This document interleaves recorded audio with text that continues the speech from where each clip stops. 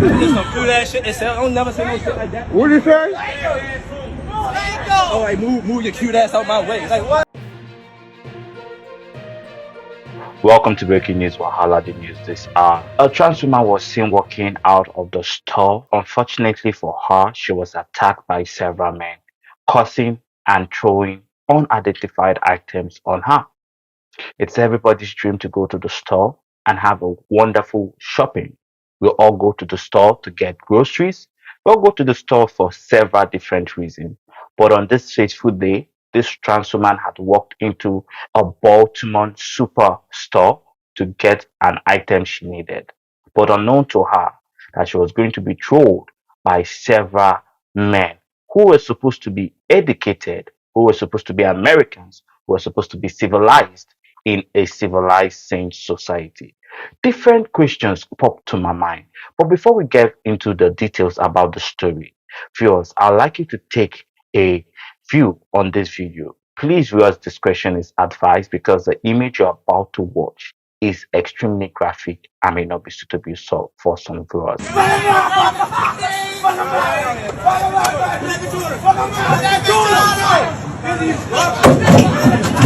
Just some cute ass shit. I don't never say no shit like that. What did you say? Oh, like move your cute ass out my way. Like what, bro? Move your cute ass out my way. Hey, Craig, spank yo told Dizzy, move your cute ass out my way. Move your cute ass out my way, guys. Move your cute ass out my way. Put the crate on this shit, Tommy. Put the crate on this shit, Tommy.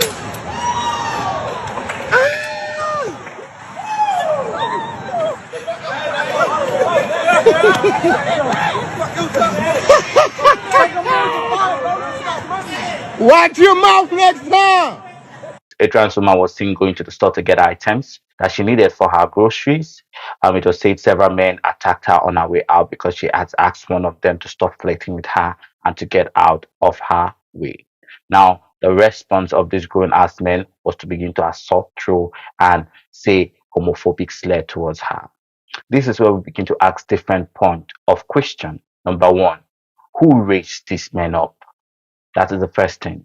Because when we talk about raising a child up, it says it takes a whole community to raise a child up. The number one thing that every parent should inculcate into their children is respect, self-respect for elderlies, and self-respect for others. As adults, we come to understand that everybody deserves a right to be respected, regardless of their opinion, political belief, religious belief, creeds, and other opinions. We must remember that everyone deserves to be respected. The second thing that comes to our mind is, why is it always black people who are always homophobic? From my time reporting and being a reporter on LGBTQ matters, I can tell you that black people from all different nationality have one thing in common: hatred for one another. From Nigeria to Kenya to Rwanda to America,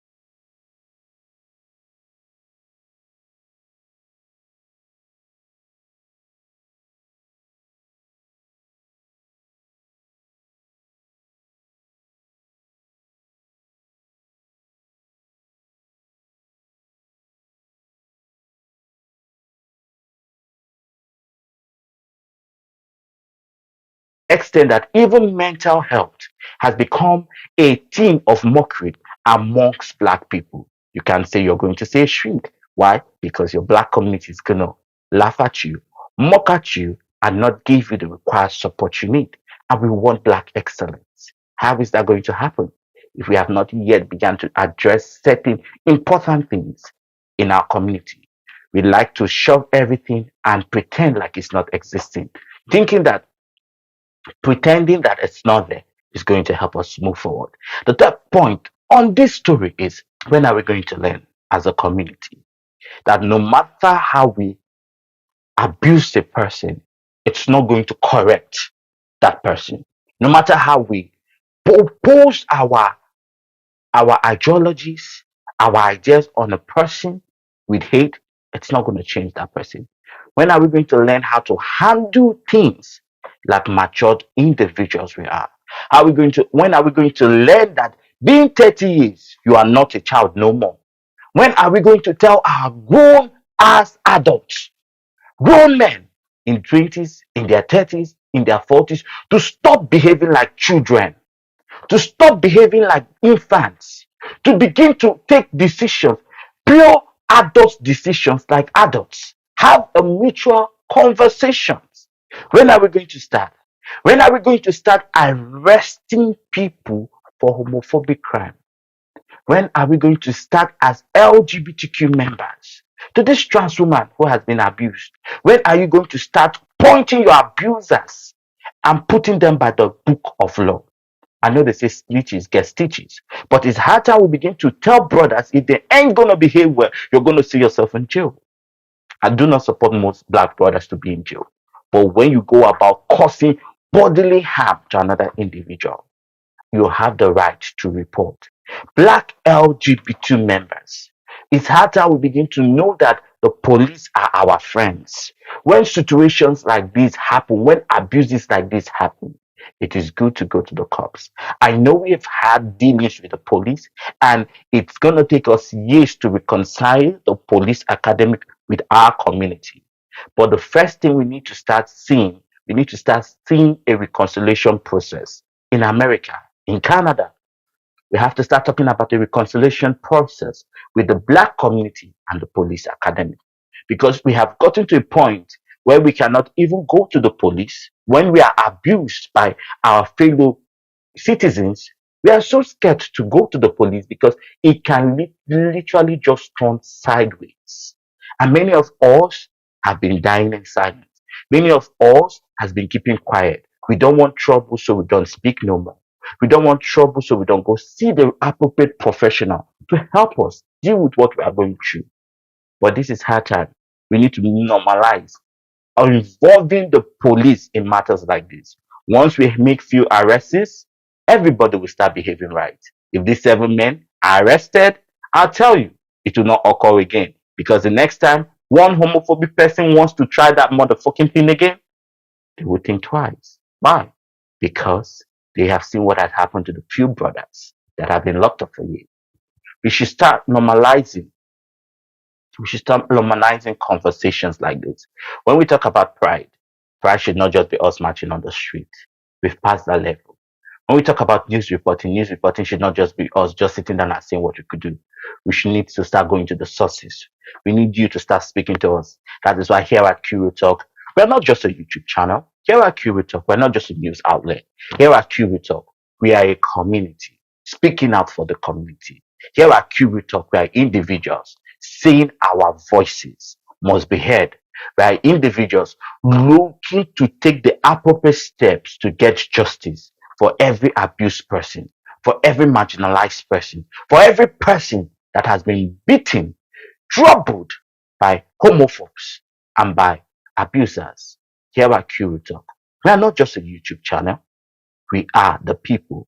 We are the voice of the people. So please, darling, a recap of the news. A trans woman was abused on her way to the store by several men, throwing slurs at her and throwing objects at her simply because she did not want to engage in their mockery and ridicule as a trans woman.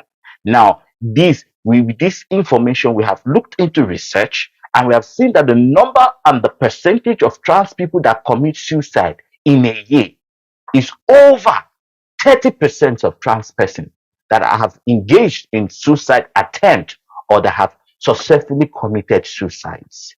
So this is a need for us to begin to take appropriate measures to, one, stabilize our community. The first thing we need to do is, if you are this trans person in this video, please write to us.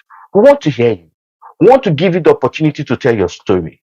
The other medias may not give you the opportunity to tell your story. They may make a mockery and ridicule with you. Even if you don't want to show or you want to keep your identity private, we can still help you tell your story by telling your story through us. We have made it available that if you don't want your face to be there, there are other methods of us at QRetalk telling your story on your behalf. The third thing, please write to us. We want to hear what has been the most homophobic thing that has happened to you. Your comments in the comment section are not left unread. I will take every time to respond to all comments from this video and from the previous video during the weekend.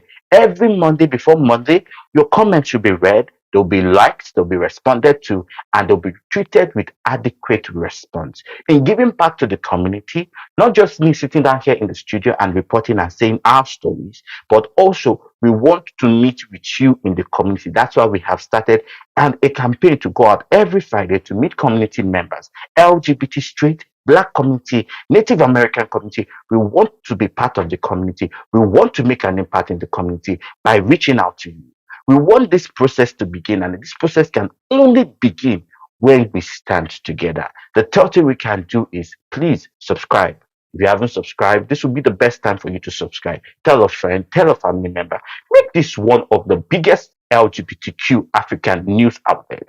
We are also bringing you e-letters. Starting from this month, you're going to be receiving a monthly e-letter to your account. If you have registered, our website is going to be up, and we are going to be making sure that we give you all the resources available as free as possible to make our community be stabilized.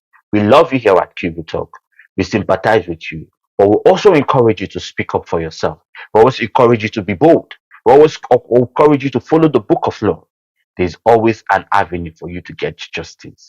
Thank you again. And my name remains Chimereze Henry Ahonaya, and this has been Breaking News Wahala.